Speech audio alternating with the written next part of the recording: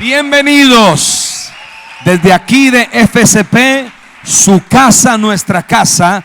Bienvenidos a oír la palabra del Señor. Vamos a compartir un tema que titulo Fórmula para ser millonario. ¿Existirá una fórmula para eso?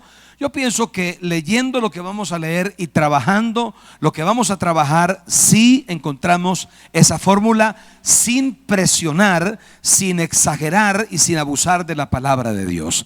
Leeré para ustedes primer libro de Crónicas, capítulo 29. El versículo 28 dice así. Está hablando del rey David y dice: y murió en buena vejez, lleno de días, de riquezas y de gloria, y reinó en su lugar Salomón su hijo. Hace años que hemos hablado, hemos compartido con personas que tienen conocimiento y que han pasado mucho tiempo estudiando el comportamiento de la gente que incursiona en los negocios, en la vida financiera. Hay un fenómeno y es el siguiente: que hay personas que de puertas para afuera de su casa ganan bastante, les va muy bien, pero esas mismas personas dentro de su casa tienen una constante pérdida y un saldo en rojo notable. Las relaciones interpersonales, el carácter para interactuar con la familia, la visión tan pobre de muchos hogares o familias. Entonces, cuando nos dimos cuenta de eso, dijimos, bueno, ¿cómo ayudar? ¿Cómo hacer para que las personas no pierdan adentro mientras ganan afuera, sino que puedan ganar afuera de su casa y puedan ganar también adentro de su casa? Este hombre del que habla aquí la escritura, David, terminó su vida con 5 características. Hace años yo leí a un biógrafo de David, un biógrafo judío, y dice ese biógrafo que David, cuando terminó su vida, pues aparte de haber terminado enamorado de Dios, dice que en sus cuentas personales podía tener más de 29 billones de dólares. Fue un hombre multimillonario y él terminó su vida con esas 5 características que acabamos de leer. Dice, número 1, que terminó en buena vejez. Qué hermoso es pensar que tenemos la posibilidad de terminar la vida en buena vejez. Eso es una virtud, eso es una riqueza. Número 2, dice que terminó lleno de días. Lleno de días tiene que ver que vivió suficiente para poder hacer aquello que tenía que hacer. Ni le faltó vida ni le sobró vida. Alguien dijo que Jesús murió muy joven. No, Jesús en el madero del Calvario dijo: Padre, consumado es. O sea, viví el tiempo que necesitaba vivir para hacer lo que Dios me puso a hacer. David terminó lleno de días. Número 3, terminó lleno de riquezas. Esto quiere decir que su amor por Dios, que su devoción hacia las cosas de Dios no lo hicieron estéril en la productividad. Por eso yo digo que si hay una fórmula que podría ser de muchos más consejos que de los que yo voy a compartir hoy, pero voy a compartir solo unos pocos. Pero este hombre terminó lleno de riquezas. Número 4, terminó lleno de gloria. Y ese lleno de gloria tiene que ver con prestigio, tiene que ver con honra, tiene que ver con honor, tiene que ver con el buen nombre. Cuando el hijo de este hombre, cuando Salomón hizo un análisis exhaustivo de la vida de su padre, escribe Salomón y dice: definitivamente es mejor o vale más el buen nombre que las muchas riquezas. Y lo dice basado en la vivencia de su papá, porque su papá había terminado la vida con buen nombre o lleno de gloria. Y número 5 dice que en su lugar terminó reinando su hijo. Esto quiere decir que lo que él produjo no quedó para quién sabe qué fundación, no quedó para que se lo repartan otras personas extrañas. Su hijo le pudo dar continuidad a aquello que él había comenzado. Entonces, estas 5 características, poder terminar la vida así es un triunfo enorme. Diferente que dijera: y terminó endeudado, y terminó muy enfermo, y terminó abandonado por sus hijos, abandonado por su familia. Ese tipo de cosas al final de la vida la afean, la hacen ver mal. Es el resultado de una vida mal procesada o distanciada de los principios. Entonces, en este hombre llamado David, que era también una tipología de Jesús, en él yo puedo ver lo que llamo muy respetuosamente la fórmula para poder llegar a ser no cualquier millonario, un buen millonario. Millonarios existen muchos, la cuestión es llegar a ser un buen millonario o una persona próspera, bendecida con proyección. Entonces aquí está lo que yo llamo esa fórmula. Número uno, este hombre procuró la excelencia.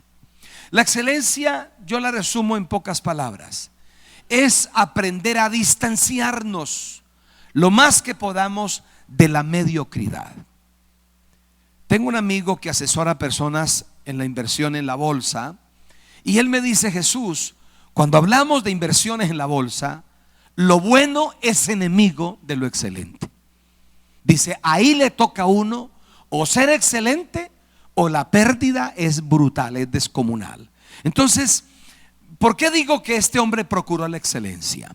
Primer libro de Crónicas 17:17 nos da este detalle que es una perla. Dice: y aún esto, oh Dios, ¿te ha parecido poco?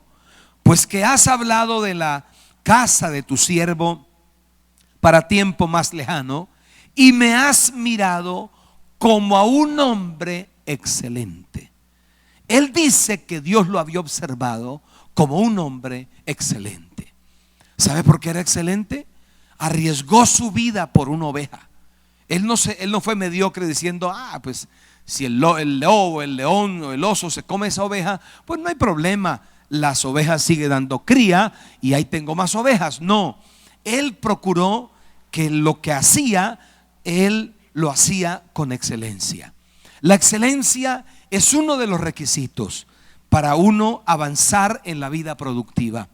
¿Saben ustedes que la mediocridad trae pérdida?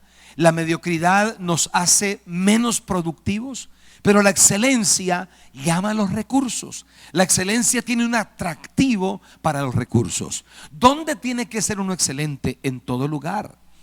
Los estudios dicen que las mujeres, también los hombres, pero más las mujeres en nuestro continente, América Latina, las mujeres derrochan el 75, casi el 80% de su belleza fuera de la casa. Dentro de la casa no está la tendencia a ser tan hermosas como cuando salen de la casa. Y los hombres también es como un 60-65%, ¿verdad? Entonces, a veces no somos excelentes dentro de la casa. Dios nos ayuda a ser excelentes en la casa, en nuestra habitación, en el trabajo, en el carro, cuando hablamos, cuando vamos al estudio, en todo lugar, en la iglesia. La excelencia es parte del proceso para ser una persona productiva o millonaria. Número 2, este hombre fue valiente correctamente. ¿A qué le llamo yo ser valiente correctamente? Tuvo permítame esta palabra, las agallas para venir y pelear contra Goliat y derrotarlo. Ustedes recuerdan que él llegó a ser extremadamente famoso, David, porque mató a Goliat. Fue conocido hasta los confines de la tierra. Pero ese mismo muchacho que había matado a Goliat, días después, semanas después, tuvo que perdonar al hombre que lo estaba buscando para matarlo, a Saúl. Lo andaba buscando por las montañas, por las cuevas, por los valles, por todo lugar. Y David tuvo la oportunidad de matarlo 2 veces. Pero las 2 veces David, ¿sabe qué hizo? Lo perdonó. Entonces David era valiente correctamente porque sabía dónde pegar. ¿Qué chiste tiene ser un enemigo del papá? ¿Qué chiste tiene que una hija sea enemiga de la mamá? ¿Dónde está la valentía que un empleado se declare enemigo de su jefe? ¿O un creyente o un líder enemigo de su pastor? Eso no tiene ninguna valentía. Dios nos llama a matar a todo Goliat, a atacar a todo aquello que sea malo. Pero lo bueno, uno tiene que defenderlo, uno tiene que protegerlo, uno tiene que cultivarlo. Eso es ser valiente correctamente.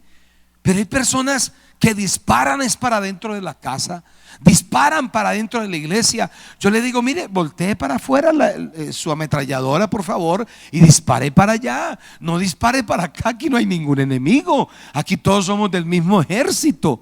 Pero necesitamos. Este hombre, cada vez que ganaba una batalla, agarraba el botín Y eso era parte de aquello que luego llegó a sumar a sus riquezas. Toda persona que se proyecta para ser millonaria es valiente correctamente.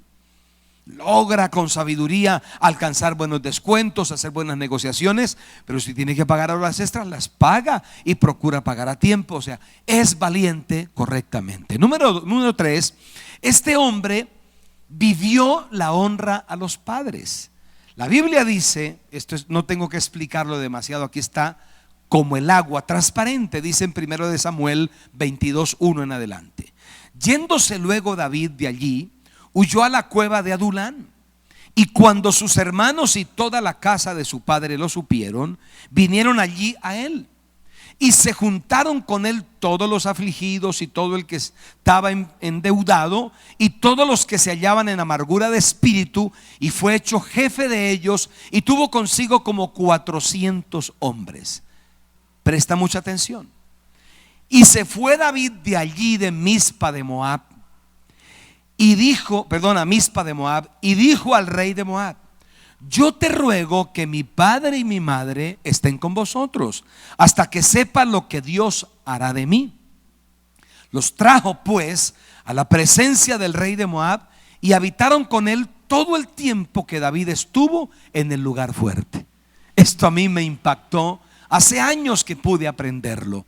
David llegó a esa cueva, a un lugar muy hostil, muy difícil, y ahí llegaron hombres amargados, endeudados, afligidos, preocupados, separados, heridos.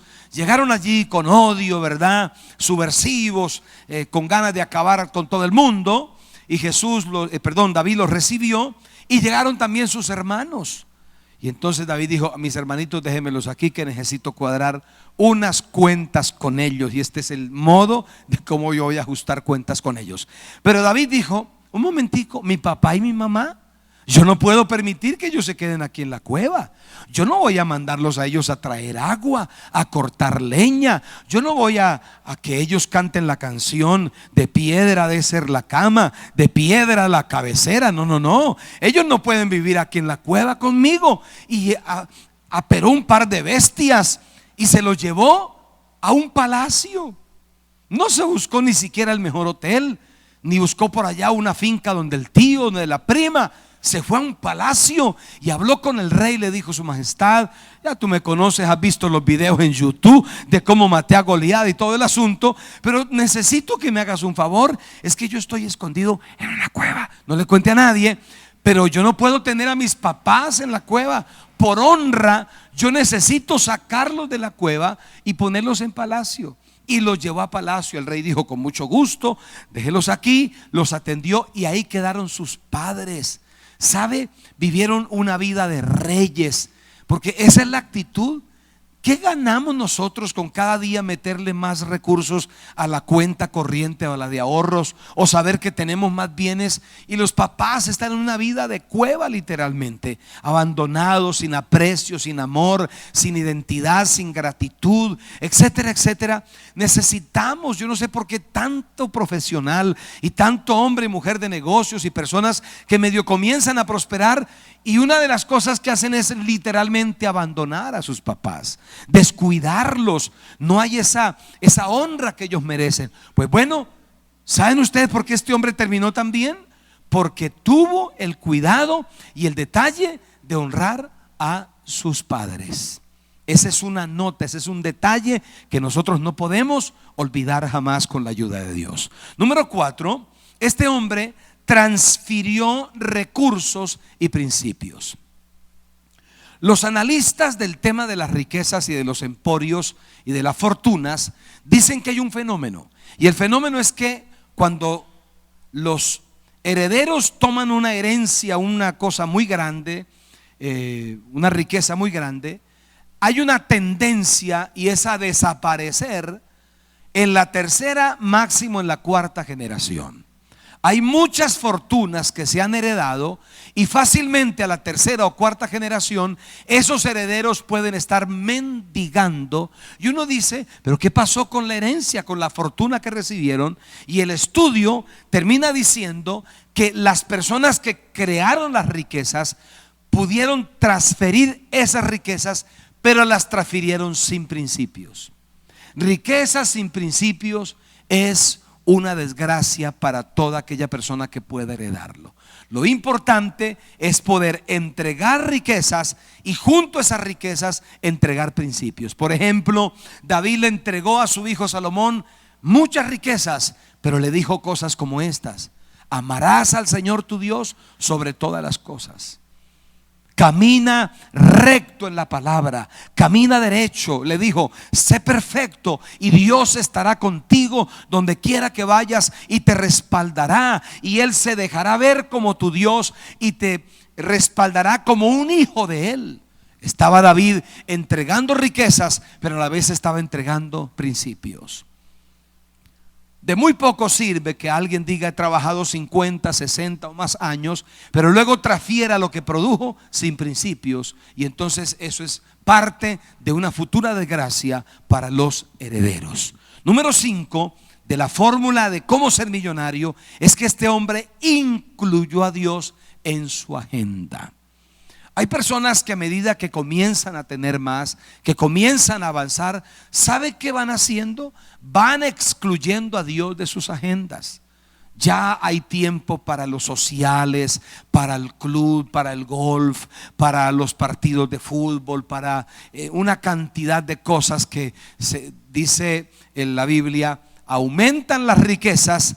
¿Y aumenta qué cosa? Quien las consuma.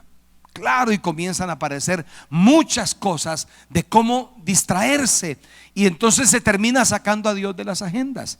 Pero este hombre decía lo siguiente en el Salmo 37:5: encomienda al Señor tu camino, confía en Él y Él hará. O Él, dice otra versión, la que tengo aquí, y Él actuará. Pero en la vida de quién actuará el Señor? En la vida de aquella persona que respetuosamente encomienda a Dios su camino. El día lunes es un camino, el día martes es un camino, y así sucesivamente cada día de la semana. Cada semana es un camino. Cada mes que nosotros transitamos, aunque hagamos diferentes actividades, eso es un camino. Y el salmista dice: cada proyecto que emprendemos, como tiene un comienzo y tiene un final, es comparado con un camino. Y él dice: encomienda a Dios, o sea, incluye a Dios, que Él sea parte de tu camino, que Él sea parte de tu agenda. Confía en Él y Él actuará.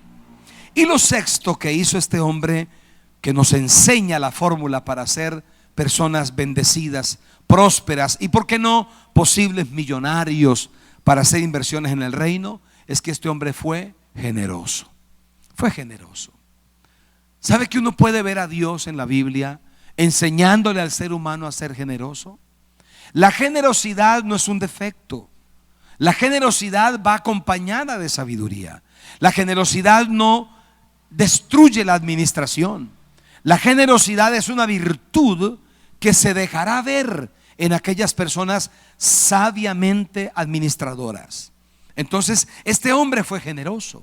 Por ejemplo, se paró ante la crema innata de Israel y le dijo: señores, agarró el micrófono, saludó a todos los gobernantes de su gabinete, a todos los multimillonarios de Israel, y les dijo en 1 de Crónicas 29:3: además de esto, señores, por cuanto tengo mi afecto en la casa de mi Dios, yo guardo en mi tesoro particular oro y plata que, además de todas las cosas que he preparado para la casa del santuario, he dado para la casa de mi Dios.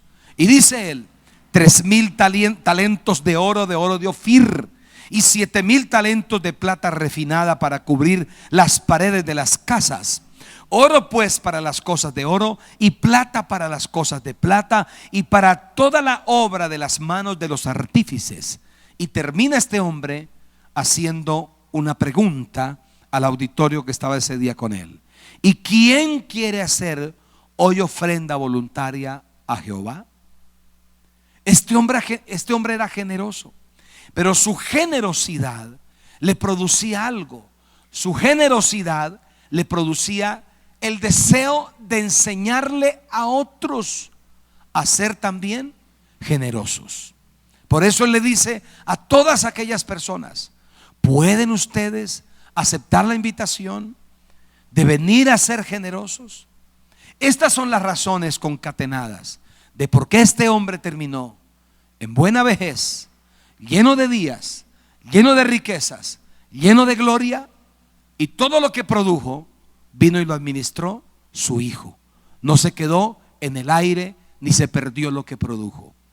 Qué buen modelo, qué buen diseño. Yo pienso que con la sabiduría que nos otorga la palabra de Dios, que con la visión que nos va dando cada día Dios a través de su palabra, nosotros podemos hacer una historia distinta a aquella que quizás en nuestra familia ya se escribió.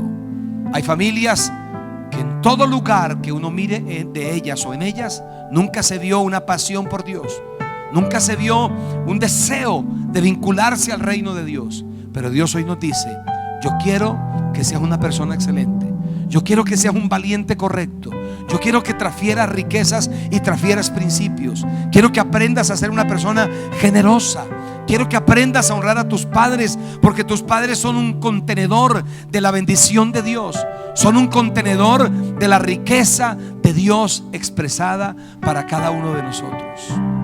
Ahí donde estás, extiende tu mano derecha y di conmigo: Señor, yo recibo esta palabra, acepto todo lo que ella ha querido enseñarme, y creo en mi corazón y confieso con mi boca que puedo ser llevado a escribir la historia financiera que todavía en mi familia no se había escrito. Con la ayuda de Dios lo puedo lograr. Amén. Si lo crees, quiero que le des el mejor aplauso al Señor por su palabra. Amén.